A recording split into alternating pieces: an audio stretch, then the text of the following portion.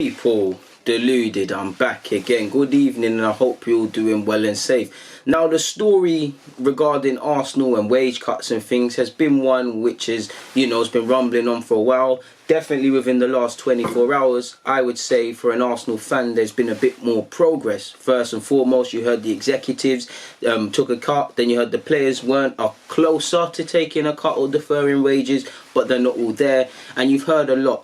And obviously with the executives taking that cut, it's going to put pressure on the players. And in the last few minutes, you've seen on The Athletic, apparently we're very close. So you'd imagine by the time this video comes out, or early tomorrow, there'll be official confirmation and official statement in relation to our players taking a cut and shouldering on with taking some of the burden on their shoulders. Essentially, we know there's a lot to be said about wage cuts and things. Players have, for me again, I'm going to say it again, players in my opinion are more than open to cut and help people that are disadvantaged from society, because you've got to remember a lot of these players come from humble beginnings, whether it's here or elsewhere. Some players have fled war-torn and real poverty. So I think footballers are some of the most generous there is. My problem was, you've got to look at Stan Kroenke, because it shouldn't be employees saving employees. Yes, people have to take cuts and things. Arsenal's situation is delicate because of how much we rely on specifically match day revenues. Obviously, the Champions League qualification is starting to bite us, and our heavy wages. These are problems that have been around for a number of years now. Obviously, with this coronavirus, which nobody saw coming, this has made the situation even worse and highlighted our weak financial position beyond cash reserves, and how this could get a bit worse, people. Allegedly, you heard Arteta, was trying to make an intervention and come to an agreement, because he's on the fence and he's in the middle. He obviously has to comprehend what the club need, and he sympathises from a club side. He was a player not too long ago, and they are his players, so he needs to be very careful. And just for the players, it can be daunting, because these players are not lawyers and agents, so they might not be fully switched on what they're agreeing to. So I think they needed their agents involved, and also especially for the younger players who are a bit more naive, who might not necessarily have that experienced counsel around them. You see what I'm saying? They need to be advised properly. So I don't know if we've liaised with the PFA, because Bellerin's our representative for that, or if players were allowed to get their agents involved in things like that. I'm not too sure.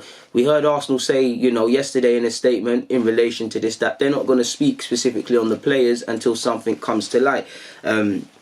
So yeah, man.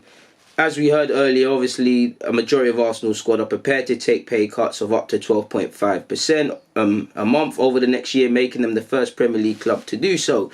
In relation to Arteta, and this is obviously from The Athletic, people, the head coach's involvement on Wednesday night is understood to have been vital in getting the deal over the line, with one source describing the head coach as an extraordinary man. So maybe he was able to convince his players, but I think regardless of how passionate Arteta may or may not have spoke, it's all fun and games. These players need to look after their futures and really understand the impact of what they're doing, because it is going to be spread out over a year, and like I said, the legal framework over it. So I'd like to imagine players' agents were allowed to get involved, because everybody's situation surely is different.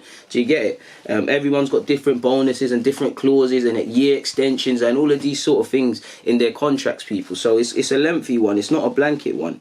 But it's nice to hear that Arteta could help come to an agreement, or help us get on the same page, because obviously he's our head coach, obviously he's the voice of reason, and it goes back to what he kind of said when he took the club, in that we all need to sing from the same hymn sheet. So if he was able to inspire this, then of course that's great, man. So yeah, it's lovely to see, and considering he's only been here since December, it's an issue. Apparently, it's unclear how the players who rejected the proposal, which has not yet been formally signed off by all parties, will be affected. So again, until I's are dotted and T's are crossed, we won't see any development. Apparently, the cuts on a sliding scale, depending on whether Arsenal qualify for next season's Champions League, and will be deducted monthly from April 2020 until March 2021. The development is a dramatic turnaround, given the initial response to the letter sent to the group via Hector Bellerin, who has acted as a conduit in negotiations owing to his position as the club's PFA representative.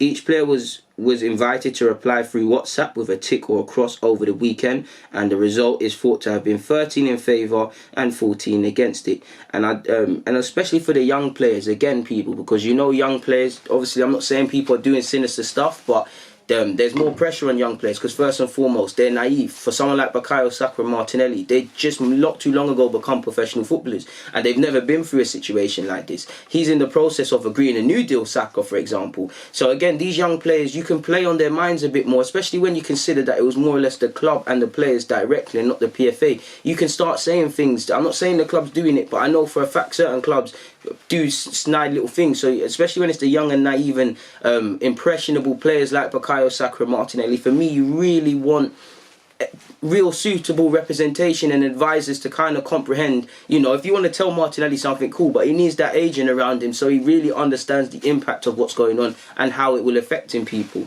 Again, I don't think players have any problem cutting it, but they need to understand it. And I'm not being sinister to clubs, but it's a loss. Clubs are a business. They've shown they'll exploit any loophole they have. From a moral point of view, clubs shouldn't even touch the furlong scheme, Premier League teams, specifically top six. If they'll do that, then of course they'll shed their employees, the players. It is what it is, people.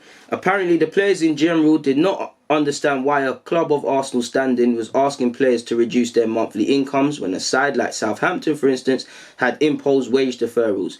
There were also questions about whether this was a short-term fix to try and deal with the financial implications of the COVID-19 pandemic or a longer effort to try and reduce Arsenal's sizable wage bill. I do think clearly the club have acted with morals in mind with the COVID-19, but I do personally think this is in line with our mismanagement of wages and our failing on the football field, and we're kind of using this situation when life gives you lemons to make some lemonade and try and help us. Because if we can defer wages, if we can again in the summer get rid of players, again they'll need to be paid up. You can see how we can begin to fix the long-term health of this club. Of course I want us to be in our mad health, but I get both sides of this. If I was a club, if I was in that position, I'm not saying I definitely would, but you would be a bit not sensible, but you might be a bit cheeky, for want of better words, with that. In short, people, it's nice to see allegedly we're close to an agreement. I hope by the time this video comes out it happens, because we keep seeing developments which are slowly but nothing, and it is what it is. Again, you would have liked to have seen clubs owners, not just Arsenal, but people get involved and whatnot, but we'll have to see. I'd be interested to know the 14 and the 13 that went in either side, but we'll never know that unless it comes out. But for now, at least we can get back to talking about other stuff. There's not really much going on, so I'm not too sure how much, but you get the point.